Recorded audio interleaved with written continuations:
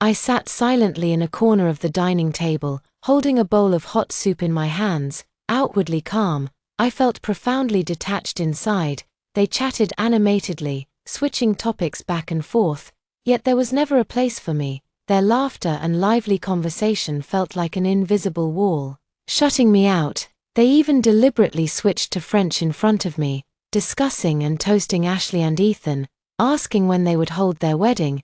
It was as if I, the actual girlfriend, didn't exist at all. In that moment, I realized deeply that language is not always a bridge for communication. It can also be a tool for exclusion. I stole a glance at Ethan. He wore a polite smile, as if none of this concerned him. Faced with those subtly malicious questions, he neither explained nor defended me. He just sat there quietly, letting those words hang in the air. How I wished he would reach out and pull me in, sparing me the embarrassment, but he didn't, truth be told.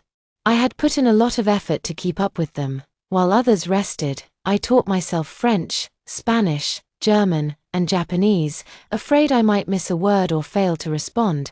But being among them, I realized no matter how many languages I learned or how hard I tried, I could never fit into their circle. They were doctors and professors, some with years of overseas experience, and in their eyes, someone like me, a mere college graduate, hardly commanded respect. Their silent disdain was palpable. The harder I tried to prove myself, the more out of place I felt. At that moment, an overwhelming sense of loneliness hit me. Though I sat beside them, it felt as if I were the only one in the room. Honestly, the long-term pressure and self-doubt were nearly suffocating. Excusing myself to the restroom, I stepped out of the restaurant with my phone and called my brother. Before he could even speak, I blurted out, "Bro, I agree to the family's arrangement. I'm willing to go on the blind date." After saying goodbye to my brother, I immediately packed my bags, booked the fastest flight, and flew back to the capital overnight. By the time the plane landed, it was already 2 a.m., and the city was silent. When I got home, Ethan hadn't returned yet. The room was pitch black. With only the glow of my phone screen illuminating the darkness, a news notification suddenly popped up with the headline, "Renowned entrepreneur Richard passes away, half of his estate to be donated to charity." The comment section was filled with netizens mourning his loss, everyone praising his kindness and generosity. Staring at the screen, my heart felt as if it had been struck.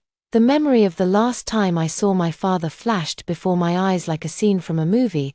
I had rushed to the hospital, but I was still too late. By the hospital bed, my brother James stood there, his eyes filled with sorrow and guilt. He whispered to me, "Dad's heart has always been weak, all these years. He carried everything on his own, never wanting to trouble anyone. You know, what weighed on him most was you."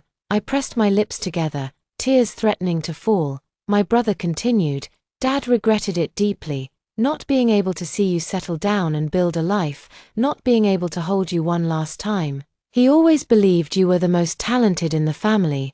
It's a shame you chose to leave back then. Now, you're the only one who can shoulder the family's responsibilities."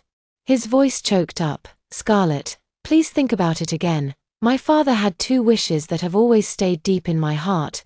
One was for me to become the pillar of the Jiang family, and the other was for me to settle down and have a family of my own. But reality has never gone as smoothly as I hoped." I tried to talk to Ethan, hoping he would accompany me back to see my father one last time, to let the old man pass peacefully, but he impatiently threw on his coat without even glancing at me. "Scarlett, there's a limit to being unreasonable." He shook off my hand and slammed the door hard. His excuse was that Ashley was drunk and needed his care, and he claimed the roads were icy and unsafe for a woman alone. He kept insisting they were just friends, but deep down, I knew, she always had Ryan by her side. She didn't need him at all. Late at night, in the quiet, I scrolled through my phone and accidentally came across Ryan's social media post. He had written, "No matter how many years pass, the kind of love that makes you rush forward is truly enviable." Below it were countless likes and comments. Staring at the screen, I suddenly realized I could no longer deceive myself. All my confidence, persistence, and dignity shattered like bubbles. Finally, I made up my mind, booked a flight home and silently began packing my belongings. The sound of a key turning came from the door. Ethan walked in, wearing his black coat, his expression as calm as ever. He seemed surprised to see me still awake. "Why aren't you asleep?" he asked. I brushed it off, just clearing out some extra things to send back. He didn't press further, only nodding faintly. "It's late. Get some rest." That night, I was unusually quiet, even feeling somewhat unfamiliar to myself. Ethan seemed to notice something, slightly furrowing his brows. Suddenly, a phone ringtone shattered the silence in the room. Ashley was on the other end of the line, crying so hard she could barely catch her breath, choking out, "Anyan, can you come keep me company? I really can't hold on anymore." Ethan immediately softened, patiently comforting her. "Just lie down quietly now. I'm always here. Don't be afraid." His voice carried a tenderness I'd never heard before as he explained. "Ashley has depression and is drunk. I need to go check on her. You know very well, when depression hits, someone must be by their side, otherwise something bad might happen." I nodded lightly, interrupting him before he could finish. "I understand." Ethan paused for a moment, almost instinctively pulling down his sleeve to hide the scars on his wrist. Of course, how could I not understand? When he was at his sickest, it was me who stayed by his side, pulling him bit by bit out of the darkness. "Didn't you say last time you wanted me to accompany you back home? Once this busy period is over, I should be able to make time." Ethan looked at my quiet self at this moment, feeling inexplicably uneasy. "And also, I plan to formally introduce you in front of my friends." I nodded. In fact, I had always been waiting for him to make it official. But when this day finally arrived, it happened to be just as I was about to walk away. All these years of hesitation deserve a proper conclusion. Let this be the final punctuation mark to our story. "Scarlett, why are you dressed like this? Is there something inappropriate about how I'm dressed?" I asked calmly in return. "No. That dress suits you very well." Ethan felt somewhat dazed. All along, what I wore in front of them had been black, white, and grey, simple and elegant, poised yet refined. He thought this was very proper and suited me well. But today, I put on a goose yellow cheongsam and casually pinned up my hair into a bun with a white jade hairpin. Truth be told, I've always loved bright and vibrant colors. Perhaps it's because I stayed with Ashley all night and didn't come home until this morning. A trace of guilt flashed in Ethan's eyes. "You look really good in this color. Let's buy a few more pieces later." I responded casually, my tone indifferent.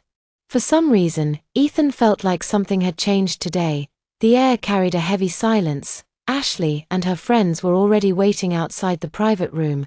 When they saw Ethan arrive, everyone started chatting warmly, whether it was academic topics, emotional gossip, or little memories shared by Ethan and Ashley. No subject was off limits. "Ethan has waited for you all these years. You know, back then the two of you were the perfect couple in our eyes." Ryan could not help but laugh and tease. "You and Ethan were truly the golden couple." Anyan actually already had a girlfriend. In the end, I was still too late. "It's not too late at all. Everyone knows Ethan's heart has always belonged to you. That guy by Yiru's side is just a poser, totally unworthy of the spotlight." "Ryan, that's a bit harsh," someone nearby reminded him. "Isn't that right? Everyone knows that back then, Ethan's favorite was Ashley. If it weren't for Scarlett taking advantage of the situation, they would have reconciled long ago. Ethan has never been able to let go of Ashley these years. Scarlett is just a substitute. Later, take a look. Isn't he Scarlett copying Ashley? Whether it's clothing style or hobbies, she imitates everything. Like the ugly woman imitating the beauty's frown. How could it ever catch the eye?" The moment I stepped into the room, everyone's voices abruptly stopped. The girl standing at the door, gentle and composed yet radiating brightness and confidence, was nothing like the copycat everyone had imagined. For a moment, the atmosphere turned slightly awkward, but I greeted everyone with ease. Someone whispered under their breath, "That might not really be the case." Ashley saw Ethan and walked up with a smile. "Anyan, congratulations. You took first place again this time. Would you like to introduce your work to everyone?" She unconsciously ignored me. Only chatting warmly with Ethan and the others, Ethan began to talk about the inspiration behind his artwork, sharing his experiences over the years. Ashley always managed to keep the conversation flowing. The two of them laughed together, matching each other's pace perfectly. Their chemistry was undeniable, like a harmonious duet. Who could say they were not made for each other? Suddenly, Ryan blurted out in French, "When are you two getting married?" Everyone in the room immediately looked at me, and, as if by agreement, the conversation switched to French. Ashley responded to their blessings with a smile, also in French. I turned to look at Ethan. He neither denied it nor offered any explanation. I sighed inwardly and quietly left my seat. Ryan's glance at me carried a hint of disdain, probably thinking that someone like me, with just a junior college degree, could never understand what they were saying. Little did they know that, all these years, I had secretly studied 4 languages just to fit into Ethan's world. Those simple conversations were nothing for me. Listening to the laughter from the room, I stepped outside and dialed my phone. "Brother, I've decided to go back and take over everything Dad left behind. Scarlett. I'm so glad you're coming home. Mom and I have been hoping for this. You've always been Dad's pride. No matter what, we just want you to be happy." James's voice was full of relief on the other end. His little sister had finally come around. He could breathe easier now. "But I'll need another month to wrap things up here. Is your boyfriend coming back with you?" He picked up on something in my tone and asked again. The mention of Ethan made me pause. "Brother, I'm planning to break up with him. Dad's business. I promise I'll carry it forward. I won't let it end with us." James sighed. "Scarlett, after all this time, he still wouldn't come home with you. He didn't even show up when you went to say goodbye to Dad. A man like that. Don't waste your feelings. I'll help you find someone better in the future. If you're ever hurt, just come home. Your family will always be your safe harbor." "Thank you, brother," I fought back tears. No matter what happened, home would always be my refuge. Meanwhile, Ethan noticed my empty seat and suddenly felt an unexplainable panic. What was going on with Scarlett? Ever since she'd come back from that last visit home, she was no longer clingy or demanding. Her newfound quietness and maturity tugged at his heart, but it made him more uneasy than her old dependence ever had. The more he thought about it, the more frustrated he became, and he kept drinking glass after glass. When I returned to the room, I found Ethan already drunk, staggering as he moved. I wanted to help him, but he pushed me away. "I don't want to go home." "Ashley, why did you leave?" "Ashley, don't leave me." Everyone looked awkward, pretending not to notice. Ethan looked like an abandoned puppy, his eyes shining with tears. The atmosphere was unbearably tense. People quietly turned away. Ashley's gaze at me was filled with pride and a sense of superiority. Outwardly, she put on a show of helplessness and apology. "Scarlett, I'm sorry. Anyan's like this right now. Then I'll leave Ethan to your care," I replied graciously, entrusting him to her. "Scarlett, are you even a woman?" Ryan grumbled, upset by how calmly I walked away. I just smiled. "Isn't that what good friends are for?" I glanced at Ethan, still clinging to Ashley, then turned and left without hesitation. Back home, I started packing my things. Every trace of Ethan and me was swiftly cleared away. After hesitating for a moment, I opened the door to my studio. The room was a mess, filled with all the sketches I'd done. Countless silhouettes, piled up everywhere. I sighed and sat down in front of the easel, taking out those already yellowed sketch papers one by one. That rough sketch was something I drew the day I first met Ethan. When I was leaving, it accidentally fell to the floor. Later, he picked it up and took it home, and it became a source of inspiration for him. Now, with one final stroke, I added color to that long unfinished drawing. Ethan did not come home at all that night. I did not call him again. Instead, I went to the studio alone. "Scarlett, are you really leaving us?" My colleagues surrounded me, all reluctant to let me go. I had built this design studio from the ground up, and just as things were finally looking up, I was about to leave it behind. "You can all handle things on your own now. Don't let any of the stuff I'm leaving go to waste. You heartless girl." Just leaving like this, Emma, though scolding me, could not hide the pain in her eyes. She knew better than anyone how much I had given for this relationship. When the once famous genius artist Ethan got caught up in a plagiarism scandal and lost his soulmate, it was me who stayed by his side and helped him out of the darkness. When Ethan fell into depression, I never left him, always sticking by him and making sure he was safe, outside of work. I would run back and forth just to have meals with him. afraid he might do something foolish and hurt himself. To clear Ethan's name, I worked tirelessly to uncover the truth, giving both my time and money. I even paved one path after another for him. In order not to hurt his pride, I used my alter ego, Bai Lu, to secretly buy Ethan's paintings and incorporated elements from them into fashion designs, helping him regain his confidence. Did you guys hear? At the latest fashion show, the new collection just launched. The highlight was the wedding dress designed by up-and-coming designer Ashley. In the industry, aside from teacher Bai Lu, Ashley's designs are the most distinctive. Apparently, the patterns on that dress were all hand-drawn by the genius artist Ethan. How romantic. A love story where both people chase each other. But didn't they break up a long time ago? Ethan already has a new girlfriend. So what? Getting back together is even better. They're such a perfect match. Having a girlfriend does not matter. Love is for the brave. Besides, Miss Lin and Mr. Shen knew each other first. Love should be between equals. That junior college girl was never a good match. Love should help both sides grow. That girl only dragged Mr. Shen down like a parasite. The girls chattered on, flipping through fashion magazines with bright smiles. Emma's face turned pale. What kind of twisted logic was this? Don't mind them, I said, stopping Emma from arguing, and shook my head. As we left the cafe, Emma was still fuming.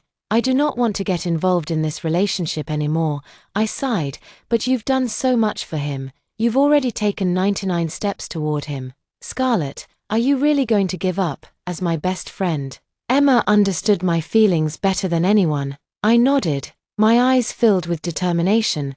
I do not want to wait for her anymore. Ethan is unwilling to take the first step.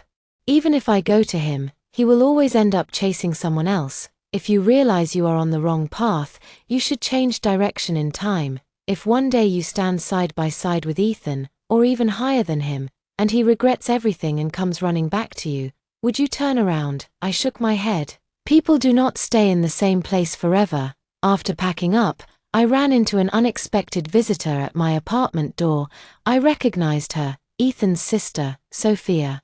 Sophia looked at me with deep disdain in her eyes. I won't come in and sit down.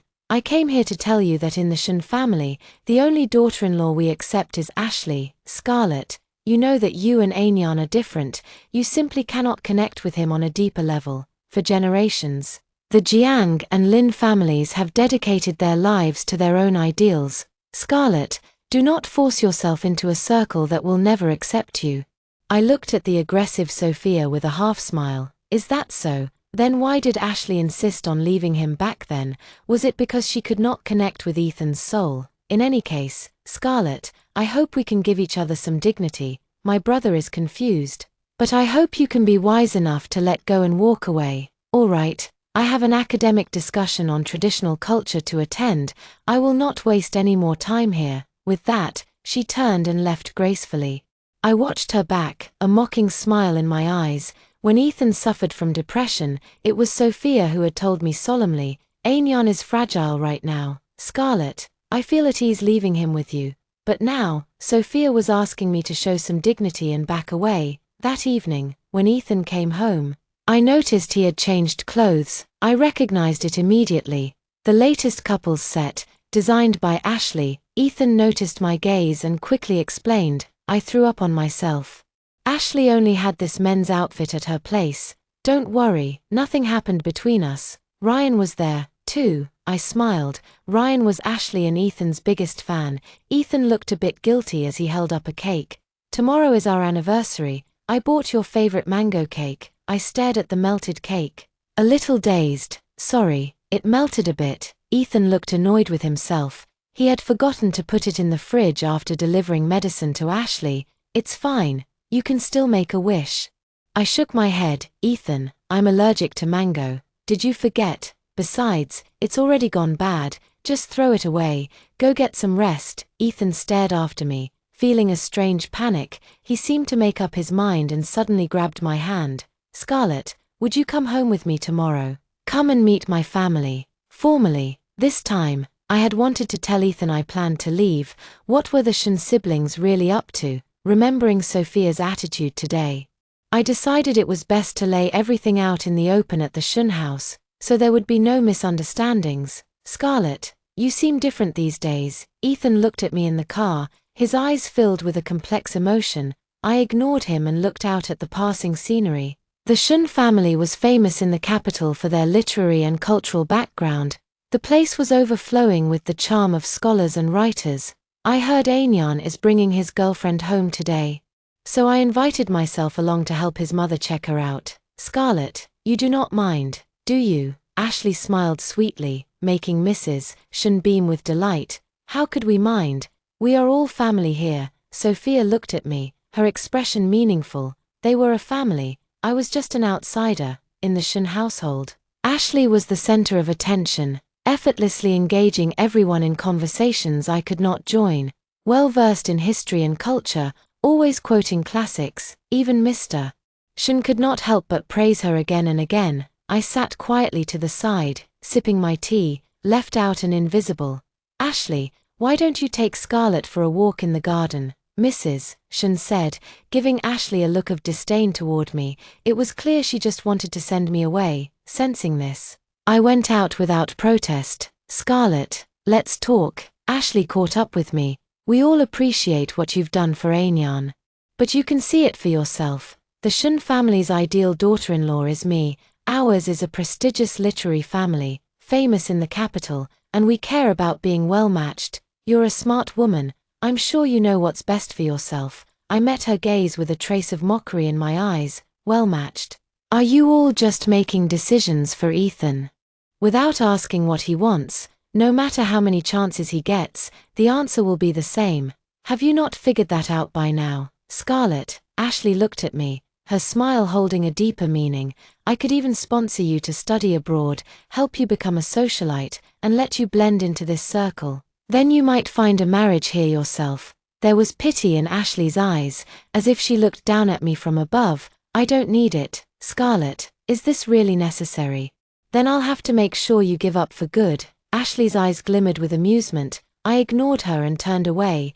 This family dinner at the Shen house ended badly for me. On the way home, Ethan looked tired. Just as I was about to tell him about breaking up, Sophia called urgently, Anyan, come home quickly. Ashley is in a really bad state. At the same time, Ashley sent Ethan a photo.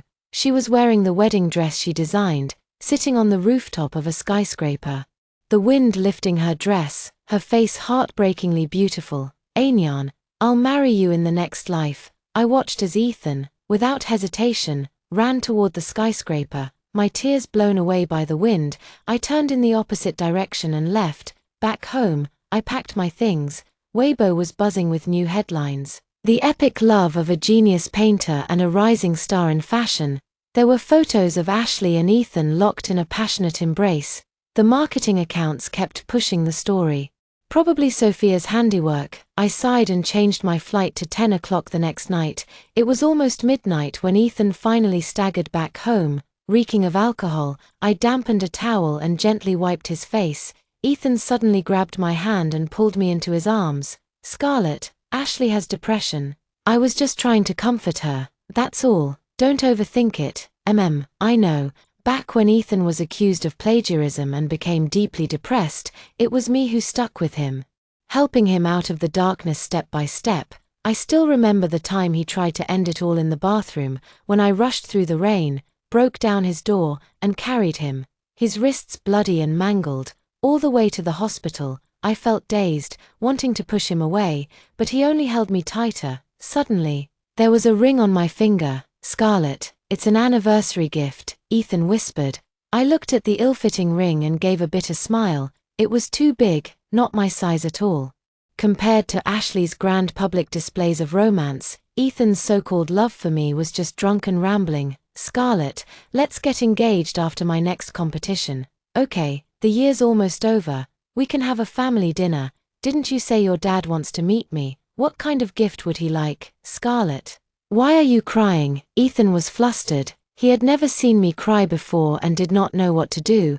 I had mentioned so many times that I wanted to take him home, but Ethan always said he was too busy to go with me. That family dinner would never happen now. I wiped away my tears and quickly composed myself. Ethan felt my trembling, thinking I was moved to tears. Not realizing what was truly in my heart, he gently patted my back, trying to comfort me. "It's okay. Don't cry." Today, when Ashley questioned him, Scarlett was the only one on his mind. He thought that once Ashley's condition finally stabilized, he would marry Scarlett. "It's too late. Go to bed early," I said, turning to leave for my room. "Scarlett, let's celebrate our anniversary tomorrow. We'll just stay home, not go anywhere." Ethan, flustered, tugged at my hand. I nodded. Tomorrow, I'd tell him everything and make a clean break. The next day, I made a big meal, but when I opened Ethan's door, he was nowhere to be found. "Scarlett, I'm taking Ashley to the hospital for a follow-up. I'll be home to eat with you tonight." I waited quietly at the table, reheating the food again and again, but by 8 o'clock, Ethan still hadn't come home. A bitter smile formed on my lips. It was time for me to leave. During the last few minutes in the airport lounge, I tried calling Ethan, but his phone was off. Opening WeChat, I saw Sophia's new update on her moments. There was Ashley, Ethan, and the Shen parents, all gathered around, enjoying a happy family dinner. The caption read, "Welcoming our family's new member." I liked the post. Then found Ethan's profile, typed my message, and sent it. "We're over. I wish you and Ashley happiness. Your ring is on the table, Ethan. I won't wait for you this time." Then, I blocked him and threw my phone in the airport trash. Just after landing, I spotted my brother James waiting at arrivals. "All settled?" he asked quietly. I nodded. "No matter what, Scarlett, welcome home." My mother's eyes shimmered with tears when she saw me. "It's good you're back." Meanwhile, Ethan was frowning. He had finally settled things with Ashley, taken her home to the Shen family, and comforted her. It was already late, so he asked Sophia to take care of Ashley and hurried to leave. All he could think about was Scarlett waiting for him at home.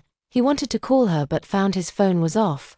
A wave of unease washed over him. He kept telling himself Scarlett would always wait for him, just like she always did, quietly sitting on the sofa until he came home. But when he walked into the house, all he saw was cold, untouched food. He rushed into Scarlett's room. It was empty. He quickly charged his phone and saw Scarlett's messages.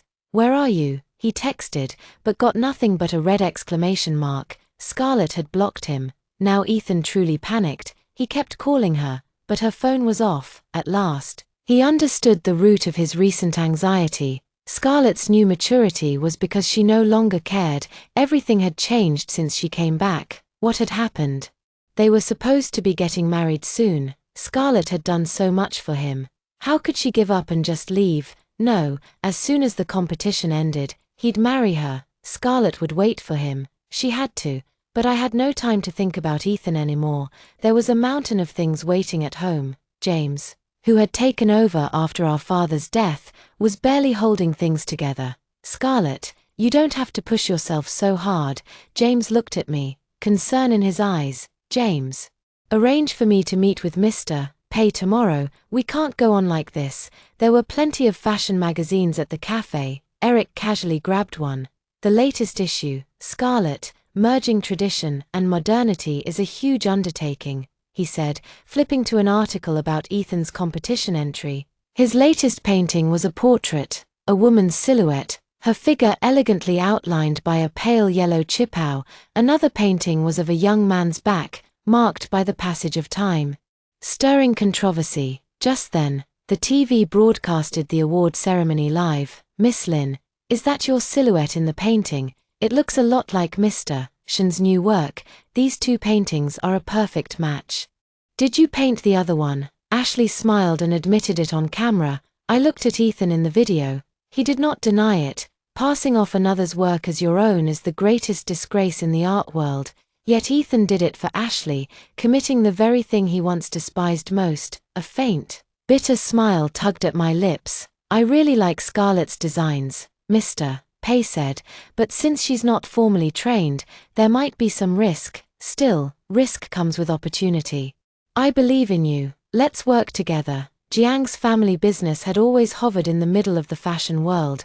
My father gave everything for its rise. Back then, I used the name Bai Lu to collaborate with Emma, and I'd planned to return to the family business after marrying Ethan. I never forgot my father's wish. For Ethan, I'd given up my design major to study business in his city. Just as I was about to leave, a surprising newsflash appeared on the cafe TV. The grand prize this year did not go to Ethan's work, but to another piece, the artist's name, by Lou, Unstage. Emma waved her arms. Scarlett, I know you're watching. Are you happy? Head lowered, Emma looked pleadingly toward Eric. Eric, help me, she mouthed, but Eric just turned away, ignoring her. Speak, I said coolly, keeping my tone calm. Scarlett, I just didn't want all your hard work to be buried, so I used your designs and entered you in the competition. Ashley even tried to steal your glory. Emma's eyes flashed with anger. The internet's gone wild. People realized how similar Lou's and Ashley's works are, and now Ashley's being investigated. With every dig, more of Ashley's history is being exposed. Turns out, Ethan's old plagiarism scandal was actually Ashley's doing. She sold Ethan's paintings and used the money to study abroad, now that she's famous. The broker who helped sell the paintings wants more money. Looks like their deal fell through. Don't be mad, I heard you need a partnership. So I brought my brother here sincerely. Our studio can't be abandoned, and as for talent, those two together can't compare to you. Emma always felt my struggles were unfair, and a warmth filled my heart. You brat, in 3 days, the Beijing auction needs a new piece from the champion. Part of the proceeds will go to charity. What will you paint? I smiled, looking at those two matching paintings. This one, I said. At the auction, I saw Ethan. This time, without Ashley at his side. Scarlett, so you're really Lou. I always kept that old sketch of yours. You know, I was always searching for you. The sketch I dropped years ago became his inspiration. That one fleeting glimpse from the past. But now, the person before me was no longer that young boy. The French organizer walked over to greet us, and I smiled politely. Scarlett. Ethan seemed surprised, then something dawned on him. I'm sorry. Let's go, Eric said, walking up with a smile, giving Ethan a knowing look. And you are? Eric asked, extending his hand to me. I took his arm without missing a beat. Mr. Fang, perhaps you should pay more attention to your fiancé, I said. The auction was not just about paintings. There were antiques as well. For some reason, every time I showed interest in an item, Ethan would start bidding against me. Done bidding? Eric asked. Amused, we should watch the budget, I replied. There's no point wasting money. Eric grinned and raised his paddle anyway.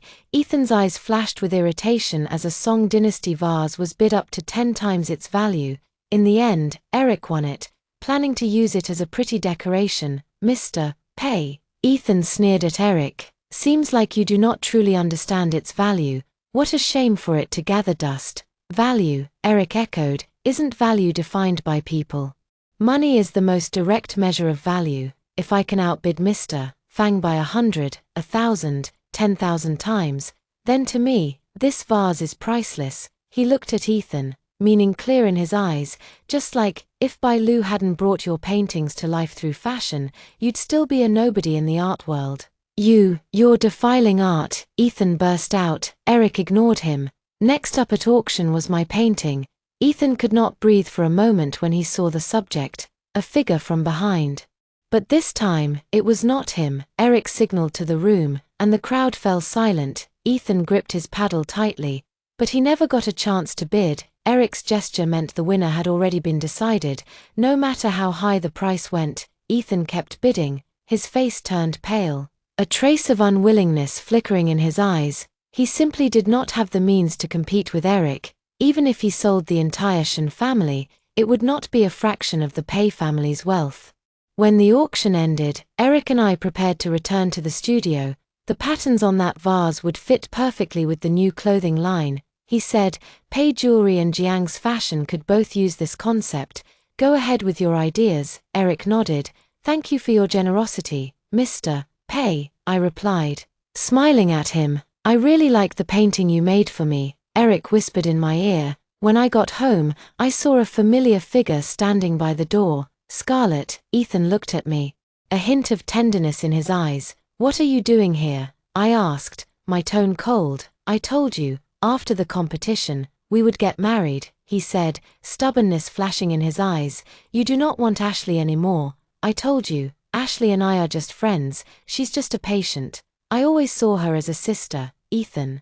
I plan to take over my family's business now. We are not on the same path. Ashley fits your circle perfectly. From now on, do not come looking for me, Scarlett. Are you giving up on me? Suddenly, Ethan hugged me from behind, holding me tight around the waist. I calmly broke free. Mr. Shen, please do not make a scene. I am already engaged to someone else. You're lying. That's impossible. You would wait for me. Xiaoye, my brother called out, his voice cutting through the tension. He glanced at Ethan with open hostility. This must be Mr. Shen. I've heard Scarlett mention you. If you do not mind, come in for a bit. Ethan's eyes lit up with hope. I sighed and did not stop him. Inside, I told my brother about everything that had happened over the years. I knew his vengeful nature. How could I not understand his intentions? Seeing Eric in the living room, Ethan's face went even paler. Eric and my mother were talking, making her smile warmly. Auntie, hello. I'm Ethan. My mother greeted him kindly and motioned for him to sit. Auntie, I came here too, but my mother interrupted. Scarlett. The Pei and Jiang families have had a marriage agreement since you were children. Now that you're home and have met Mr. Pei, I won't need to arrange a blind date. Auntie, will you not ask for Scarlett's opinion? Ethan looked at me, his eyes filled with determination. Eric also turned to me. Of course I'm willing. I replied. Ethan did not know how he managed to leave the Jiang house. Eric looked at me, hesitation in his eyes. I know you're just saying that to hurt him. He glanced at Ethan's departing figure. Oddly, what should have been sympathy felt strangely cold in his heart. He had looked into Ethan, and everything Ethan had done was truly disappointing. I shook my head. I'm not just saying it, otherwise, I would not have painted that picture. Ethan was right. Marriage is decided by the parents and matchmakers. We are truly well matched. I placed a ring in Eric's palm and smiled as I slid it onto his finger. The Jiang family was founded on fashion. Measuring by eye is a basic skill. Eric paused, then took out another ring from his pocket. Ours were a perfect pair, fitting just right. Emma, that girl, Eric said in surprise. We exchanged a smile. Ethan exposed Ashley's plagiarism. Not just of my painting, but of many others. All her designs had been copied. Her startup money came from selling stolen sketches. After harming herself, she fled abroad. If Ethan had not investigated overseas, he never would have known Ashley's so-called talent was all deceit. Even her designs were just another man's sketches. Thinking back on the pain of being falsely accused of plagiarism, he realized he had once defended someone who never deserved it. With her lies revealed, Ashley's reputation was destroyed. She hid in the shadows, but the man before her had ruined everything for her. Seeing her chance, she stabbed him in the hand again and again with a hidden knife. Ashley was arrested by police. Ethan was rushed to the hospital. The tendons in his hands were severed. He would never paint again. Raising a son like Ethan was not so difficult for the Shen family, but once again, Ethan shut himself off from the world. He liked to sit in the garden, staring at that yellowed sketch, my silhouette, drawn long ago. Sophia watched her brother, regret filling her heart. It was their fault, she thought, for letting him miss his happiness, but it was too late for regrets. News reports covered the Peijiang wedding. Eric and I, a perfect match in every way. Some things, once lost, can never be regained. Ethan stared into the distance. The sun had already set outside. His sun had set as well. Next, I will tell you the second story. Ethan and I never talked about love, yet we did all the intimate things that lovers do. That was, until a new young assistant appeared by his side. Suddenly, I was constantly expected to give things up, give up gifts, give up important projects, give up my special place beside him. The day I saw Ethan, so picky with me, calmly drink a cup of instant coffee handed to him by the new assistant, I felt it was all rather pointless. So I handed in my resignation. Why, I'm at the age to settle down, time to go home and get married. Sounds good, Ethan replied, forcing a smile. But for a long while, the pen in his hand hovered above the page, unmoving. The thin resignation paper was creased in his grip. Still, Ethan did not sign. He kept his head lowered. I could not read his expression, but his voice grew more and more tense, tinged with anger. Already found a new job. John Corp, or that guy who tried to poach you right in front of me last week? Are they offering more money? If it's about your salary, I can, Mr. Cheng. I have no plans to continue working for now, I interrupted with a sigh. Honestly, Ethan had always been a generous boss. The salary and bonuses I'd earned over the years would be enough for me to live comfortably for the rest of my life. No plans to work. His hand paused on the pen. At last, Ethan looked up. His handsome face was dark with frustration. After a moment of silence, he suddenly smiled, his tone pointed. That's not like you. What man can afford to support you? I kept a straight face. I can support him. Ethan let out a cold laugh. Does he know we were in the same bed just 2 nights ago? There was a sharp, venomous edge to his smile. He sneered. Would he really not care? Ethan had become more reserved over the years. It was rare to see him so openly antagonistic, but I no longer mistook that for reluctance to let me go, so I simply smiled and reminded him, "You're crossing the line." From the start, Ethan had made it clear that he did not want our relationship out in the open. It would only invite unnecessary gossip and trouble, so I had always forced myself to follow the rules. Ethan froze, seeming to realize he'd lost his composure. He pressed his lips together. Awkward, sorry. But not long after, his expensive pen hit the desk with a bang. He leaned back in his chair with a sigh, running his fingers back through his hair, his features sharper than ever. You're angry. Ethan stared at me for a long time before coming to this conclusion. He repeated, Scarlett, you're mad at me. But why? I already explained. The assistant was just drunk that night. I already spoke to her. Why are you upset about a drunk? By the end, Ethan's expression was confused and lost.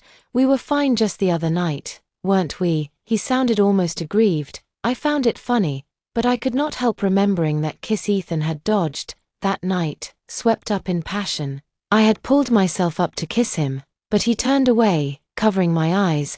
The next moments grew even more intense, his breath hot at my ear, but his words came out cold. Sorry, I don't like kissing. I froze, feeling as if I'd plunged into ice, because Ethan did not like it. Even though we did every other intimate thing, he almost never kissed me. But then I remembered what I saw that day at the club, drunk Lily, clinging to Ethan, blushing, tiptoeing up to kiss him. That kiss could have been avoided. But Ethan did not move. He let Lily kiss the corner of his mouth, eyes downcast. So now I knew, it was never that he disliked kissing, he just did not like kissing me.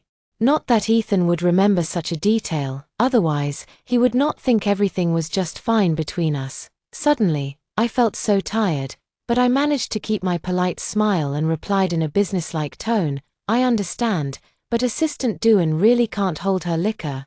If she's going to take your drinks for you in the future, that could be a problem. Why would she need to do that? Ethan frowned, sounding both confused and sure of himself. You're still here, aren't you?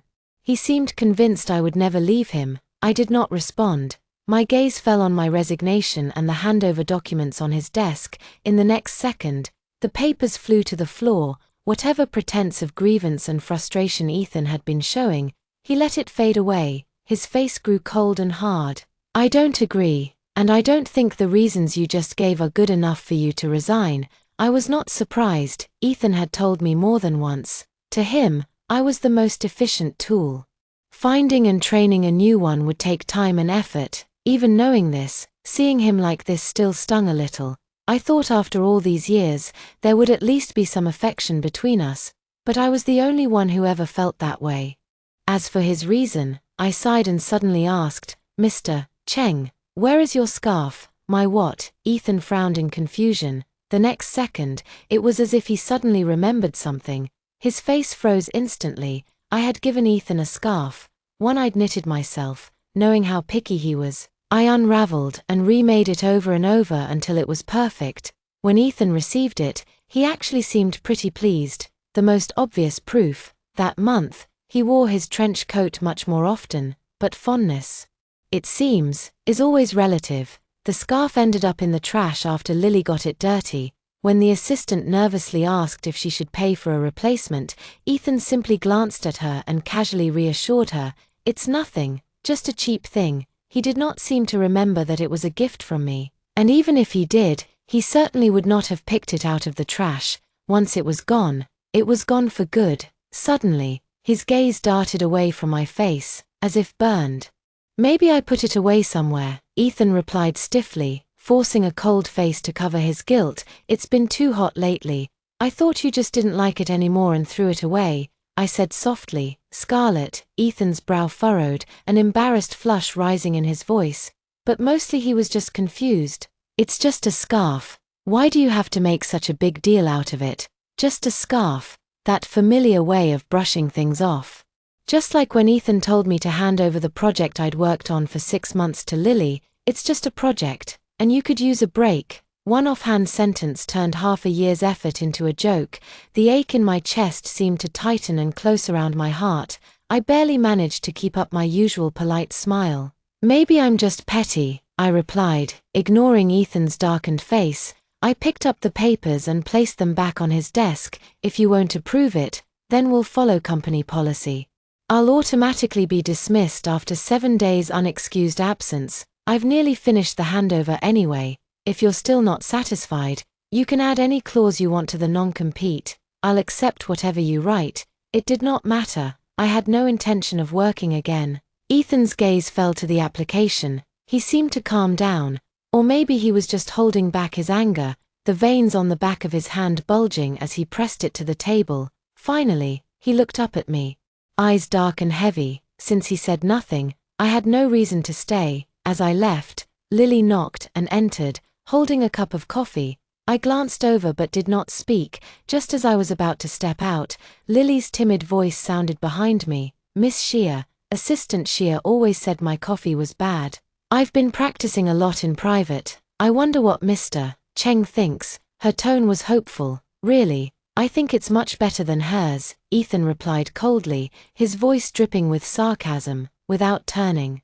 I could feel his angry gaze on my back. Lily's voice perked up. Really, I actually think but I did not stay to hear it. The moment I saw Ethan, so critical of everything, drink Lily's instant coffee without complaint, I already knew the answer. There was no point anymore, I thought. I did not withdraw my resignation online. From the moment I made my decision, I began handing over all my work. After all these years, it was not something I could finish overnight, thankfully. Most of what was left could be completed remotely, and I no longer needed to see Ethan or orbit around him. There was a lot more free time than before, so I started planning a travel itinerary. A long time ago, Ethan promised he'd go traveling with me. But in the end, it was just me alone. Just as I was getting started, Daniel called. His voice was hesitant. Miss Shea, where are you? I blinked. At home. Knowing Ethan's personality, he probably would not let me leave easily. So my only option was to be absent without leave. Daniel made a sound, as if about to say something more, but there was a burst of noise in the background. Then someone else took the phone. Did you forget about tonight's reception? The familiar voice was barely containing its anger. Mr. Cheng, I sighed, rubbing my temples. I already submitted my resignation. This reception is important, and Assistant Duan isn't familiar with the process, Ethan interrupted, his tone faintly mocking. So this is how you responsibly promised to train your replacement and finish the handover. I took a deep breath and smiled. So you want me to attend tonight, Mr. Cheng? Scarlet, he called my name and then fell silent for a long moment. I frowned. Actually, contract, just that one word. And my well-prepared excuses stuck in my throat. I ended up going to the reception. Lily trailed after Ethan, nervously greeting me. Miss Shea, sorry to trouble you again. Trouble for what? Before I could answer, Ethan cut in coldly. It's her job. Maybe now that we had ripped off the mask, he was not even trying to be polite. His attitude was sharper than ever. I said nothing, following quietly at Ethan's side as usual, but when I caught sight of the familiar necklace on Lily's neck, I was momentarily distracted. I had seen it before. Ethan had Daniel pick it up after placing the order. Daniel could not keep a secret. As soon as he got the necklace, he happily told me Ethan was preparing a birthday present for me. I was quietly happy all day, until, after work, I saw that box sitting on Lily's desk in a photo. By the end of the day, Ethan still had not remembered my birthday. What are you looking at? His cool voice snapped me out of my thoughts. I shook my head. Nothing, but Ethan followed my gaze, then his eyes seemed to sweep over my empty neck, and he frowned. He said nothing more, but just before entering the reception hall, Ethan suddenly paused. He instinctively leaned toward me, but with a stern face, looking straight ahead, he said stiffly, "I'll get you something better." He thought I wanted the necklace. I was surprised, but kept my smile. "No need for that, Mr. Cheng." Ethan stared at me, his dark eyes turbulent with emotion. After a long moment, he finally muttered coldly, "Suit yourself." With Lily by his side, Ethan attracted plenty of attention, especially when he stepped in to take a few drinks for her. "She can't hold her liquor, better me than her making a scene," he said simply, but anyone could hear the protectiveness in his tone.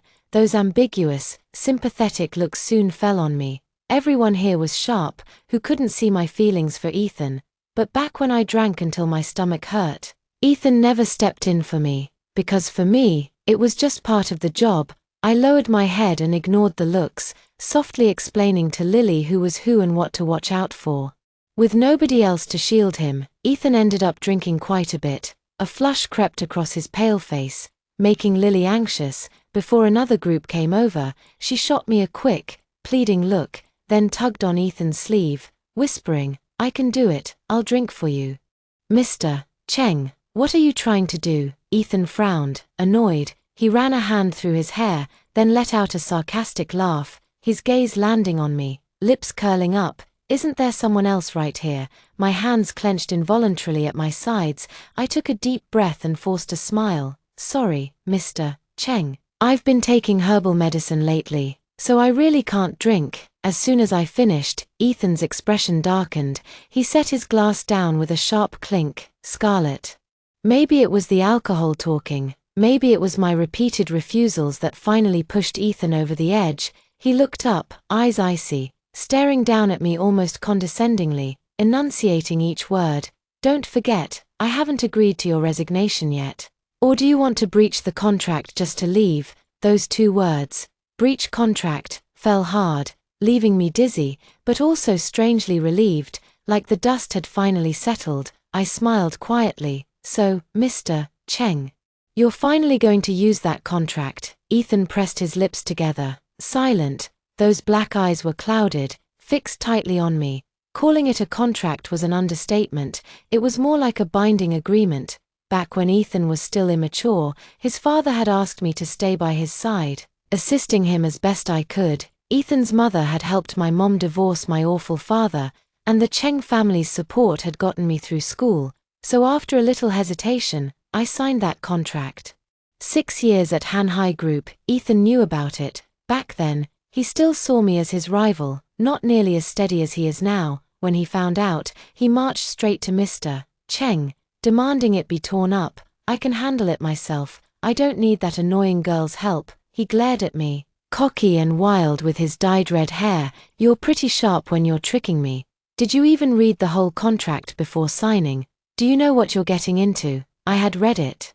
The pay was astonishingly generous, but if I broke it, I'd lose my reputation and owe a fortune in damages. Ethan turned his back to his father, frustrated and disappointed. I almost laughed, but deep down, I realized maybe he did not hate me as much as he let on. "Just don't breach the contract, right?" I said. Ethan was at a loss for words and could only threaten. "If you ever regret this, you'll have nowhere to cry." I thought, I would never regret it. Ethan always hated that contract. Then, after his parents died in a car crash and the board began circling like vultures, he grew up overnight. I helped him through the funerals, saw wave after wave of people off, sincere or not. When the last guest left, Ethan stared at his parents' photo, silent for a long time. Finally, he brought up the contract. "I know it's kind of shameful," he said hoarsely, "but I'm suddenly so glad you signed it." "Scarlett, will you leave me too?" he asked with his back to me, head down, unable to meet my eyes. I had never seen Ethan look so uncertain. Even when he once shielded me from a much bigger bully, he pulled me behind him and spat. "Anyone who hits his wife or kids deserves to die." So I stepped to his side and answered, "No, I won't." Ethan looked up suddenly, his eyes red but shining with hope. Then he laughed and cried at once. That contract became a thread, tying me and Ethan together ever since. Years later, when our feelings were deepest, Ethan brought up the contract again. "You can do whatever you want now," he whispered, arms tight around my waist. "If you want to leave, just tell me. I'll let you out of the contract. Scarlett, you'll never be in breach with me." Maybe because he sounded so sincere that night, I believed him. I nearly forgot about the contract altogether. Now, hearing it again, it felt like the sword of Damocles, hanging for years, finally fell, drawing blood. I was not even that upset. Mostly, it seemed ridiculous. Ethan was the one who finally looked away, uncomfortable, voice dropping. "There's 1 year left." As soon as he spoke, I saw the assistant's face change. She forced a smile, trying to smooth things over. "Mr. Cheng, if Miss Xia can't drink, it's fine. I should practice holding my liquor anyway." Ethan ignored Lily. He clenched his jaw, voice hard. "Until the contract ends, you are my assistant." He bit down on "my" as if to make a point. I barely paid attention. People really are treated differently. I thought, look at how carefully Ethan protected Lily, always making me train her and shield her, never letting her suffer. So I drew my gaze away and replied calmly, "I understand, Mr. Cheng." Ethan's hand twitched at his side, but he forced himself to keep it there. He grunted, "Back to work tomorrow. There's plenty piled up. Your recent absence will be considered sick leave." I gave no answer. When the next guest came by, I blocked a toast for Ethan, just as I had so many times before, but this time, I was not really doing it for him. The burning alcohol scorched all the way down, my stomach cramping painfully. I pressed a hand to my middle, thinking all that medicine I took for my health was wasted. While Ethan chatted with someone else, his eyes flicked my way, pausing for a second. As soon as the person left, he turned to speak, but Lily let out a little yelp. "What's wrong?" "I think I twisted my ankle. It hurts," Lily explained, blushing. Maybe it was my imagination. But Ethan seemed to relax just a little. He said, "We've greeted everyone who matters. Since that's the case, let's go home early." I quietly let out a breath of relief. Maybe Ethan's concern for Lily was not such a bad thing for me after all. Because Lily was limping, she walked slowly. Ethan watched her, frowning deeply, then finally let out an annoyed tsk. "You wait here," he said, not looking at me, and with that, scooped Lily up in his arms and strode away. He really was worried. I turned away, not bothering to dwell on what Ethan had just said. I was about to flag down a cab, when I ran into a familiar face, President Song. The car window rolled down, and I looked at him in surprise. "What brings you here? I saw you drinking quite a bit tonight. I guess you're not following the doctor's advice at all." Ryan sighed dramatically, then beckoned me over with his finger. "Since we're both patients, how about I give you a ride?" Not long ago, my stomach problems had flared up again. At the hospital, I'd run into Ryan, who had drunk himself into a gastric hemorrhage. We'd ended up with the same doctor, both getting scolded without daring to talk back. We exchanged a look, two fellow sufferers, a bit of a fateful encounter. Since hailing a cab here was a hassle, I didn't refuse. I thanked him and got in his car. "Ethan made you block his drinks again." Ryan clicked his tongue. "Seriously, Miss Xia, you should consider switching to our company. I treat my people way better than Cheng does." He'd tried to poach me right in front of Ethan before. I shot him a look and said bluntly, "You just want someone to handle the drinks, right?" Ryan just grinned, saying nothing. After we'd been driving for a while, he suddenly spoke up. "I think I just saw Ethan." I was surprised. "Didn't he go home with Assistant Duan?" "Who knows?" Ryan smirked. He looked pretty upset. "Was he coming to look for you?" His question reminded me of Ethan's last words before leaving, but hearing the gossipy tone, I pressed my still aching stomach and smiled.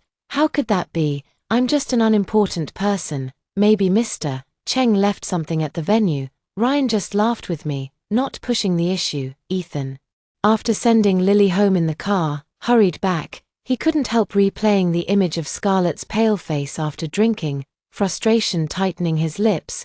He remembered her saying she was on medication and shouldn't drink, but her repeated refusals these days had made him so angry. She was resigning for no real reason, wouldn't accept the necklace he bought, kept her distance at every turn. He was furious. That was why he'd used the contract to force Scarlett to come to the event. why he wanted to force her to admit their relationship, but once Scarlett actually did block a drink for him, all he felt was regret. Or maybe even earlier, when he'd used the contract to force her hand, he'd already started to regret it, but he just couldn't bring himself to apologize, after all these years. Scarlett was always the one who gave in and forgave him. He'd gotten used to it, started thinking it was only natural, but this time felt different. He remembered Scarlett's half laugh, half sigh. So Mr. Cheng is finally using the contract. Panic bubbled up inside Ethan. It felt like he was really about to lose something important, but he quickly talked himself out of it. No way, he and Scarlett had so many years behind them, and she'd promised to always be with him. But even so, he quickened his pace, and saw Scarlett getting into Ryan's car, smiling in a way she never did with him, relaxed, at ease, nothing like her distant politeness with Ethan. Jealousy and anger ate away the last of Ethan's self-control. He suddenly remembered that dinner, where Ryan had tried to poach Scarlett in front of him. She'd refused, but their easy familiarity was obvious. When had they become so close? When had they even met? Ethan had no idea. Scarlett's words came back to him. It's time for me to settle down and get married. I can support him, too. He'd thought those were just excuses to leave. Never really considered that she might actually have someone else. Never imagined Scarlett would leave him for another man. So was Ryan that other man? Just the thought made his anger boil over. He pulled out his phone to call Scarlett, but couldn't get through. Finally, his last call was hung up on. Was she worried Ryan would get the wrong idea? Ethan sneered to himself. He lit a cigarette, something he hadn't done in ages, because Scarlett hated the smell, but now. He watched the cigarette burn down to ash in silence, eyes growing red. Life returned to routine. I went to work and got off on time. Most tasks already handed over. Lily had taken my place, and the one who'd forced me back with a contract now ignored me. Ethan's cold gaze swept the office, then landed on Lily. Assistant Duan. Come to my office. Okay, Lily beamed, clearly having replaced me as Ethan's right hand. As she walked by, she gave me a nervous glance. She was young, she couldn't hide her feelings, but honestly, I was just glad to have nothing to do. Getting paid for doing nothing felt great. Daniel and the others, however, were upset on my behalf. He asked, Miss Shea, are you really planning to leave? Of course, I said, sipping my milk tea. Why wouldn't I? I never withdrew my application, but you've worked here so long, and given so much. You're really okay being replaced, especially by Lily. Assistant Duan is improving, I said. Cutting him off with a smile. Let's not talk behind people's backs, someone might hear. Daniel shut up, but after a while, he could not resist asking what I planned to do after resigning. Travel, I guess, I said, chewing my straw. I had saved enough money. After all, loafing around the break room was surprisingly fun. No wonder the juniors all liked it here. I was about to ask for gossip when everyone's faces suddenly changed. Hello, Mr. Cheng, they whispered. Standing up straight, Ethan. I turned and, to my shock, saw him in the break room, a place that seemed totally at odds with his image. He gave a curt walked past without glancing at me, made himself a cup of coffee, and left. As he passed, he paused and gave a low, cold laugh. Clearly he'd overheard us. I did not care. The juniors all relaxed as soon as he left. Is everyone really that scared of him? I joked. Of course. Daniel wailed, even the cleaning ladies are afraid of him. Miss Shea, you're the only one who's ever dared to speak freely in front of him. I just smiled, thinking, well, not anymore. That contract really was a problem, but not an unsolvable one. Ethan finally reached out a week later. He called, but said nothing at first. When I finally got impatient and threatened to hang up, he rasped out, why did you block me? I was surprised. He'd noticed so soon. Just today I'd seen, by chance, Ethan post a rare photo of flowers to his private moments. It was the bouquet I'd seen Lily bringing to the office, putting in a vase on her desk.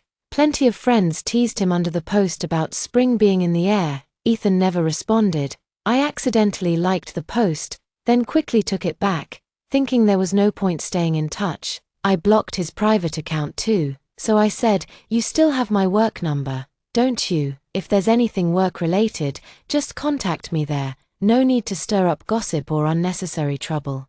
This was something Ethan used to say. On the other end of the line, I heard something get knocked over. He was silent for a moment, then said suddenly, "You still have things here." My things. His words reminded me that when I used to live at Ethan's apartment, I had indeed left quite a lot behind.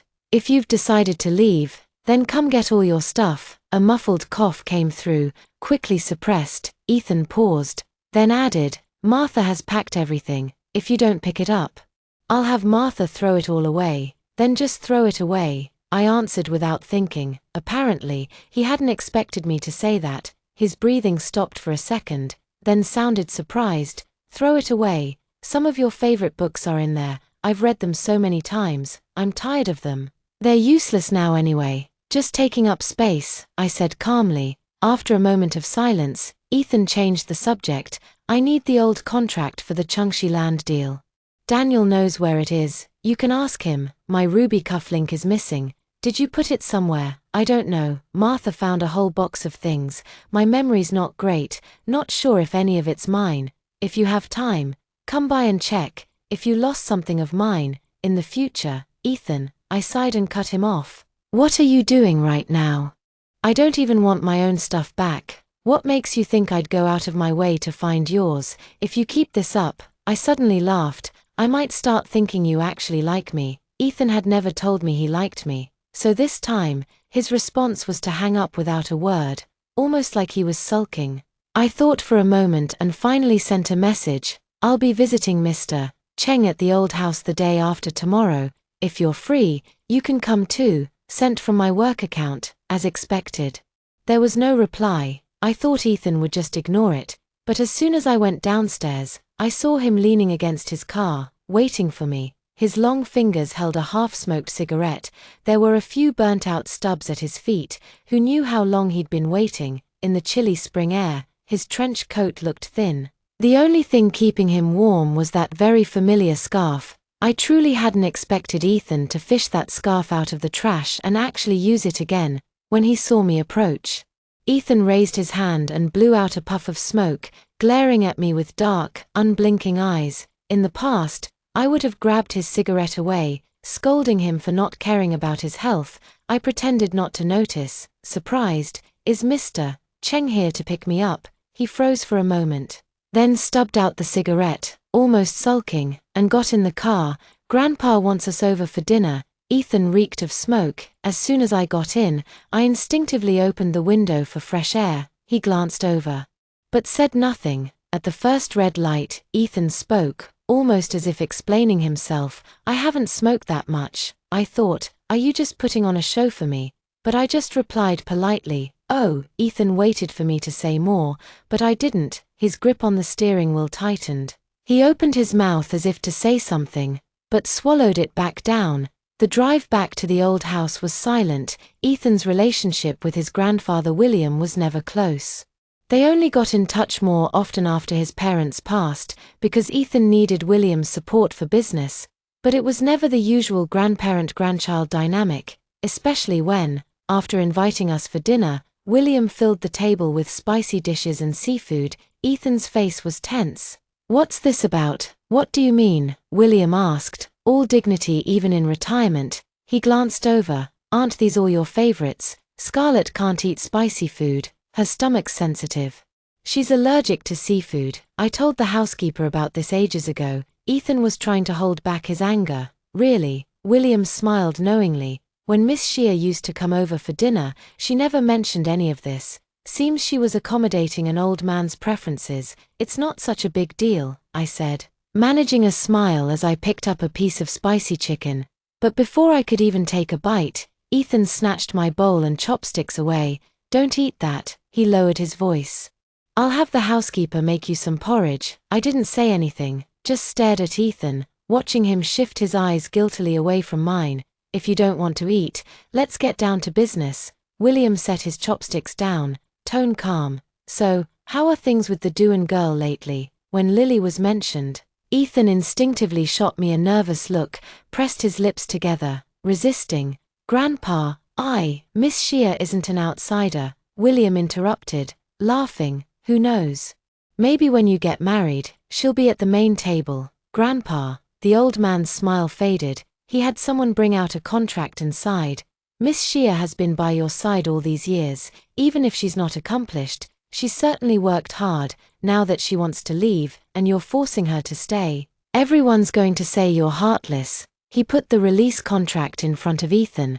A few strong bodyguards appeared behind him.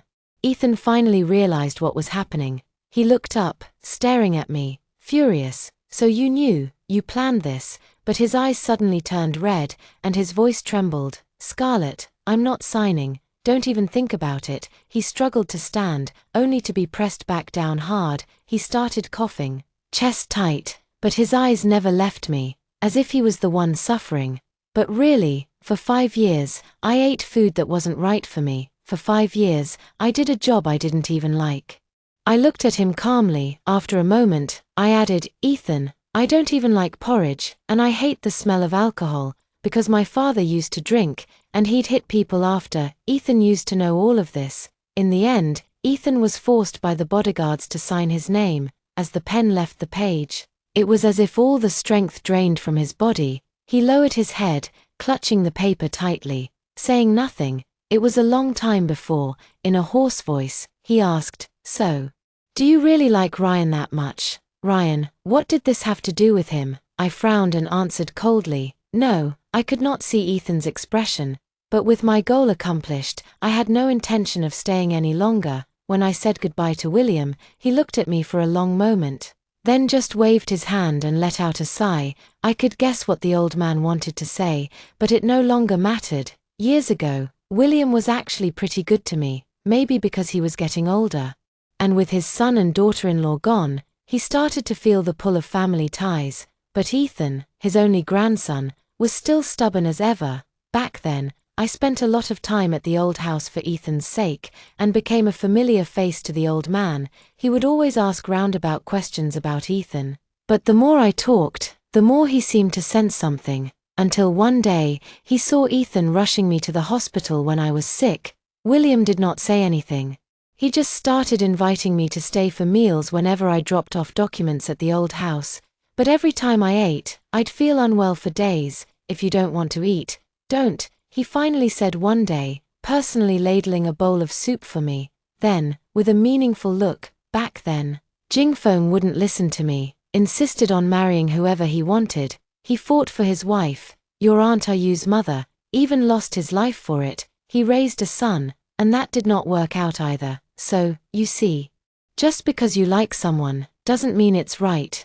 Wouldn't you say, Miss Shea? That was his warning. I never mentioned it to Ethan. I just worked harder, thinking maybe one day I'd earn the old man's approval. What I never expected was that Ethan would be the first to give in. He accepted William's proposal, started seeing the young Miss Dewan who had just returned from overseas. He needed the Dewan family's cooperation, but still could not let me go.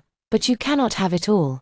Leaving the old house, I looked down at the signed release agreement, feeling a little dazed. Being with Ethan had always seemed natural. We had known each other for years, fought and supported each other, and when the feelings were right, we got together. But that also meant neither of us ever confessed, or said who liked whom first. It was like whoever admitted it would be the first to lose, so even our breakup felt ambiguous. But at least it was over. News of my resignation from Hanhai spread quickly. Many companies reached out, but I knew most were just curious to see Ethan's reaction. So I turned them all down. Ryan even showed up himself. Is it because of the non-compete clause? He guessed that was why I refused. Frowning in indignation, Don't tell me Ethan is messing with the non-compete too. That's so low. No, I said as I packed my things, helpless. I just don't want to work anymore. Nobody believed me. After all, I was famous for being a workaholic at Hanhai. So what do you plan to do? Travel, I replied.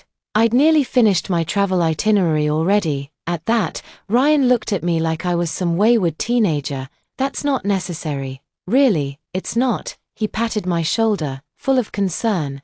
It's just a man. If you want, I can introduce you to all sorts of good bachelors, but making money can't wait. You're still young. I stayed silent and just kicked him out. Not long after, I got a text. Not gonna lie, I was a travel pro back in my day. Want some tips? I could not help but laugh. It was my way of accepting Ryan's good intentions. My mom soon heard about my resignation. At first, she gently tried to talk me out of it, but after realizing I was determined, she got anxious and raised her voice. You think it's easy to find a job now? Everything is so expensive. Do you think your savings will last? And after all the Cheng family has done for us, how can you be so ungrateful? I was stunned, about to explain, when her tone suddenly changed. Suspicious. Did you really resign? Or were you fired? You must have messed something up. Listen, Scarlett, if you really got fired, go and apologize to you. You two have known each other for years. He'll take you back. Here, I know a farmer who raises chickens, says free-range chickens are the healthiest. Bring one and go see you. She nagged on and on, most of it telling me to lower myself and make up with Ethan. Finally, I could not take it and cut her off. I'm not going back. Scarlett, Mom, I called, tired. Don't worry, I'll keep sending you money every month. I don't care what you do with it, just don't ask about me going back, okay? For a moment, it was like she'd been silenced. Then she only whispered, how did it come to this? You two used to be so good together. I mean, well, doing it for my own good. Those words had become her shield. Whatever she did, it was always for my own good. So, was getting back with that jerk for my own good, too? Reason forced me to swallow back the questions. I just replied, and said nothing more. Chow chow, will you come home for dinner the day after tomorrow? He won't be there. I haven't seen you in so long. My hand paused on the phone. Ever since that jerk moved in with my mom after getting out of jail, I had not gone home. I had tried to reason with her, but every time ended in an argument. She always said, he's still your real father, and he's changed, you have to give him another chance. After hearing that too many times, I stopped trying, but since I would be leaving soon, I finally softened and agreed. What I did not expect was, I did not expect to see Ethan again so soon, after leaving Hanhai. My old colleagues kept messaging me almost daily to vent, complaining about how Ethan's temper had gotten even worse. Every department head now approached him with fear, terrified they might be fired the next second. Back when you were here, at least Mr. Cheng listened to you, Miss Xia. But now, Daniel would suddenly stop mid-sentence, hesitate, and then sigh. To be honest, we all thought Lily would replace you after you left, but from the way Mr. Cheng acts, it's like he still expects you to come back. So, even though I tried to avoid news of Ethan, after so many years sharing the same circles, I still heard things about him, like how he had a big fight with William, like how he ended up in the hospital from a bleeding ulcer after drinking too much, like how my position at work remained vacant, and Lily ended up resigning. I just responded with an indifferent "oh," until I saw Ethan again. At my mother's house, he was still wearing that scarf, smiling warmly as he chatted with my mom, nothing like the bad-tempered and moody man my former colleagues described. My mom looked both surprised and delighted. When she saw me, she was even happier. Chow chow, look who's here. Didn't I say, you and you have always been close? There's no way you just break up like that. You two should talk. The moment Ethan heard my name, his back stiffened. He did not turn around, or maybe he just could not. Mom. I turned my eyes away and greeted her in a calm voice. Do you still wish I'd be like when I was young, throw away my pride, and do whatever it took to win him back? At that, my mom's smile froze. Ethan, too, stood up suddenly, anxious, almost flustered. He lowered his eyes, his voice soft and disappointed. Don't blame Auntie. I just haven't had her cooking in a long time, so I shamelessly showed up. I walked Ethan out, so now I'm not even qualified to stay for a meal. He tried to smile, but it looked worse than crying. But that smile faded under my gaze. There's no need. I shook my head. If you stay, she'll keep hoping for something that isn't there, and that makes things harder for me. Ethan pressed his lips tight. As we neared his car, he suddenly spoke, his voice hoarse. I just miss you. At first, I couldn't get used to it at all. The new people just aren't as careful as you, don't remember things as well, aren't as organized. Everything felt wrong. Then coming home and not seeing you, I know people at work say I've become impossible to deal with, but I just can't control it. When you were there, I never. He trailed off, lost and uncertain. When you were there, none of this ever happened. I'm not used to it either. I saw Ethan's eyes light up when I said that. He rushed. Then, it's hard, but I'm getting used to it, slowly. Just like at first, it was hard for me to get used to revolving my life around you. I looked straight at him, watching the light in his eyes go out again. You'll get used to it, too. Your life doesn't only revolve around me, and my life shouldn't only revolve around you. But you promised. His voice trembled as he raised his hand. You promised you'd always stay with me, never leave. But Ethan. I looked into the distance and spoke softly. You were the one who left me first. I knew there was a thorn buried in Ethan's heart. People pretended to comfort him, but mocked him behind his back, saying he always relied on his parents, then on me. TSK, do you think Ethan just used his looks to get Scarlett to stay? If he begged me for help, maybe I'd cave for his face. Ha ha ha. It got worse and worse. Ethan had just smiled wryly and said, they're just jealous I have a friend like you. But there was always a shadow in his eyes. I knew he took it to heart, but I never knew how to comfort him. I thought the pain would fade with time, until the night I overheard him drunk, like her. No, Scarlett's just a capable assistant. My parents liked that, which is why they made sure to keep her at hand high. Would you ever fall for a tool? Every word was clear. That was when I realized how deep that thorn had gone. Ethan's eyes went wide as I brought up the past, and he blurted out, eager to explain. But I cut him off. I know, you regretted it as soon as you said it. I could not help laughing, because after that, Ethan always seemed guilty whenever he saw me. But that became a thorn for me, too. Every time I remembered, it would ache, sour and bitter. So I knew, back then, you felt just as bad as I did. Ethan's throat worked, but no words came out. His posture, always so straight, slumped as if in pain. He tried to smile. So you're never coming back to Han High. You don't need me anymore, Ethan. But Ethan can't be without Scarlett. He said it softly, but I heard it. I just smiled, not answering. It took me a long time to understand. Because of pride, Ethan would never be the first to say I like you. Never admit how he felt. Sensing his own feelings, he panicked and tried to push me away, just to prove he could live without me. He enjoyed everything I did for him, but could not bring himself to give as much in return. He turned our love into a contest, and childishly believed that meant he had won. But all it bred was hurt and distance. I could not say like either, because in front of Ethan, I would always be the insecure and sensitive one. That was why I worked so hard to prove my worth, neither of us willing to be the first to bow our heads. In the end, all that was left for us was mutual hurt. For a moment, my heart ached so much it felt like it might burst. But then something inside me finally let go. I stopped walking. That's enough. Go home. Ciao ciao. Close your eyes. Before I could finish, I saw sheer panic flash across Ethan's face. He instinctively pulled me into his arms, covering my eyes with his hand. I heard a drunken man's voice, full of curses and rage. You little bastard. How dare you threaten your mom not to give me money and try to kick me out? I'm your father. Giving me money is what you owe me. I'll beat you to death. You little wretch. Suddenly, I felt something warm and wet on my face. A strange, creeping terror spread from my chest to the tips of my fingers. Unable to see, my voice shook uncontrollably. Ethan. Then I heard the heavy thud of someone hitting the ground. Then I felt Ethan's breath close to my ear, gentle and reassuring. Don't be afraid. Just like long ago, someone stepped in front of a drunk's fist and pulled me along to escape. He was just a boy, voice cracking and full of bravado. What's there to be afraid of? I'll help you fight back. That was the first time I learned how to resist. Ethan had to get stitches that day. He was tall, so most of the bricks landed on his back, not his head.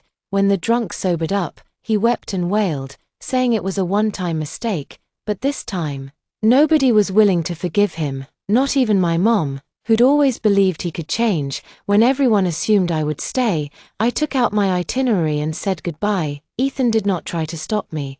He simply transferred nearly half his shares to me. I know Grandpa gave you some too, but this is my apology, and also my thanks, Ethan said quietly. Han Hai will always have a place for you. I did not refuse the shares, but I did not reply to the second half of what he said. As I was leaving the hospital room, he called out to me, And for the first time, with utter seriousness, he said the words that had always come too late. I love you. I thought for a moment, then smiled.